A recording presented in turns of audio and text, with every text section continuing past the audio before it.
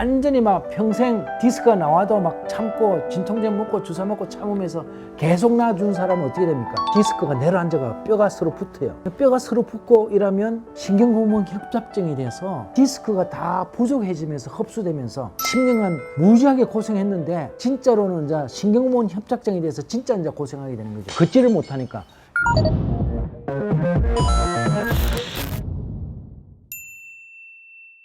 제가 수술받은 환자한테 부끄러운 듯이 꼭 물어보는 말을 오늘 설명드리겠습니다. 수술 후 부부생활, 성생활 언제부터 해도 됩니까? 젊은 청년들도 물어봐요. 그리고 특히 그 애인들은 꼭 물어봅니다. 왜냐하면 남편이 결혼도 아직 하기 전인데 남편 될 사람이 허리를 다치면 곤란하잖아요. 그래서 수술 후 언제부터 성생활이 가능합니까? 이거는 정말 중요한 질문인데 제가 과학적으로 연구를 하고 40년 동안 유럽 의사, 미국 의사, 우리 한국 의사들의 모든 통계를 가지고 척추 디스크 수술에 제일 간단한 거는 여러분도 아시다시피 마취를 하지 않고 칼로 째지 않고 비절개로 내시경 시술이죠. 그래서 이 내시경 시술은 정말 몸에 상처가 없어요. 옆으로 내시경을 넣어서 레이저를 이용해서 파편만 딱 끄집어내기 때문에 금방 1.5km, 그 다음날 바로 2km를 걸을 수 있습니다. 그래서 내시경 시술을 받은 디스크 환자는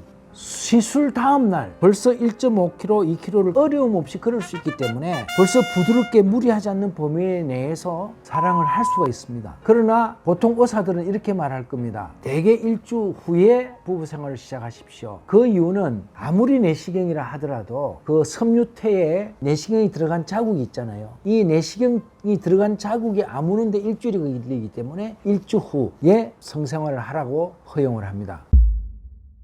그런데 디스크가 파열됐거나 디스크가 너무 오래됐거나 디스크가 석회화가 됐거나 디스크가 아래로 이동을 했거나 이런 경우에는 내시경으로 고치기가 어렵잖아요.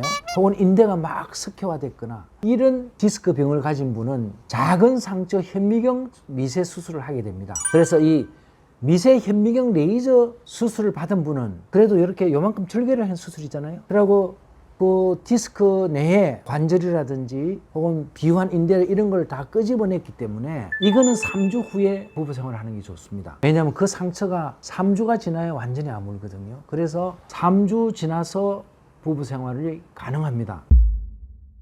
그런데 내시경으로 하면 될 거를 너무 또 오래 놔둬가지고 현미경 수술을 했잖아요. 또 현미경 수술을 해야 될 단계도 지난 분들이 있어요. 완전히 막 평생 디스크가 나와도 막 참고 진통제 먹고 주사 먹고 참으면서 계속 놔준 사람은 어떻게 됩니까? 디스크가 내려앉아가 뼈가 서로 붙어요.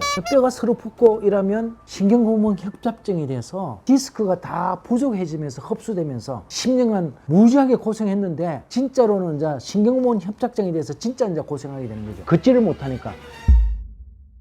옛날에 디스크 병이 있을 때는 아프기만 아팠지 걷는 건 아무 문제가 없었거든요. 근데 이제는 신경구멍 협착증이 돼서 걷는 데 지장이 생깁니다. 이럴 때는 어떻게 합니까? 그 뼈와 뼈가 붙은 것을 앞쪽으로 들어가서 배꼽이나 혹은 방광 위에 있는 부위 이분을 요만큼 맹장 수술하듯이 절개를 해서 앞쪽에서 그 나쁜 썩은 디스크를 끄집어내고 거기다가 새로운 뼈를 넣거나 새로운 케이지를 넣거나 새로운 인공 디스크를 넣어서 골융합술을 하게 됩니다. 이것을 한국말로 피가 안 나기 때문에 무출혈, 앞쪽 무출혈 골융합술이라고 그러죠. 이게 바로 타이거 우즈가 하는 수술입니다. 이런 경우는 다시 노동을 할 수 있고 다시 스포츠도 할 수 있고 인간을 재생시키는 수술인데 요거는 뼈를 붙이는 수술이었잖아요. 그래서 수술 후 6주 후부터 6주 후 되면 완전히 이제 아물어서 단단해지거든요. 6주 후부터 부부생활, 성생활을 하는 것이 안전하고 효과적입니다. 오늘은 수술에 따라서 언제부터 성생활을 할 것인가를 말씀드렸습니다. 감사합니다.